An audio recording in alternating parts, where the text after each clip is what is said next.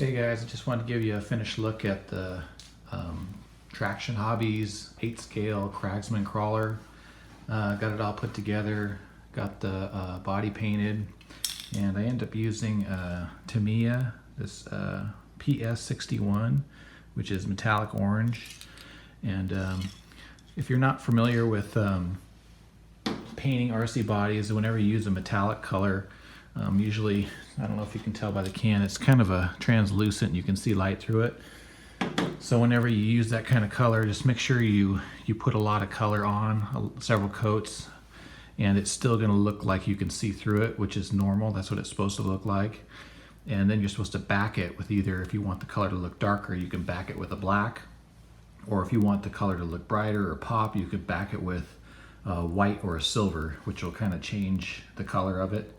I ended up backing this one in black because I was kind of looking for kind of a coppery color instead of an orange, and I'm pretty happy with the way it turned out. A couple spots that didn't come through very well, and I was able to cover them with decals. But anyway, so this is how it turned out. Large vehicle, hard to tell by the video. I'm actually going to put a 10 scale truck up next to it to kind of give you an idea how big it is.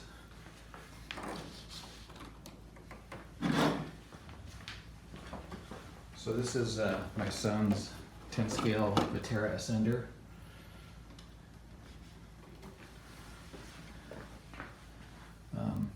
Yeah, still a little hard to tell by this angle, but you know, it's a few inches longer and a couple inches wider.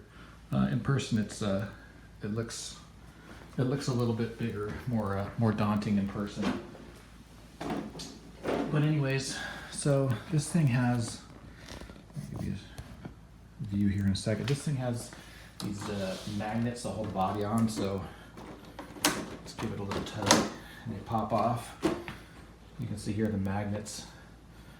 This kit was a clear body kit. I could have got a black, but I didn't want all solid black, so I bought the clear body. So it's quite a bit of work putting this body together.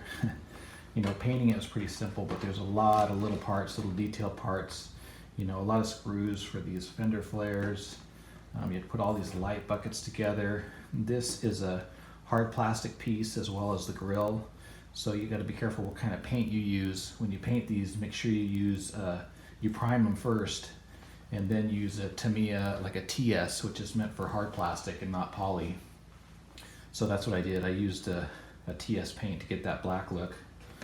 And there you can see I backed with black. And it is quite a chore kind of getting these magnets lined up and stuck. It's just uses double-sided tape here and here. And it's a little unclear in the instructions how these go together. This is actually a clear plastic piece that they give you, and they give you the double-sided tape, and then the magnets go right to that clear plastic piece. So your magnets aren't attaching directly to the painted body. And there's some kind of ups and downs right here, so this kind of helps out with that. The front piece comes all put together with the plastic, and the magnet's already attached to it. And there's the truck. I'm running a Gens Ace 3-cell 7000 mAh battery. This thing's got a bunch of different servos on it, and it's got transfer case, plastic transfer case. So this servo right here actually brings this in and out of 2- or 4-wheel drive. Disengages it and engages it right there.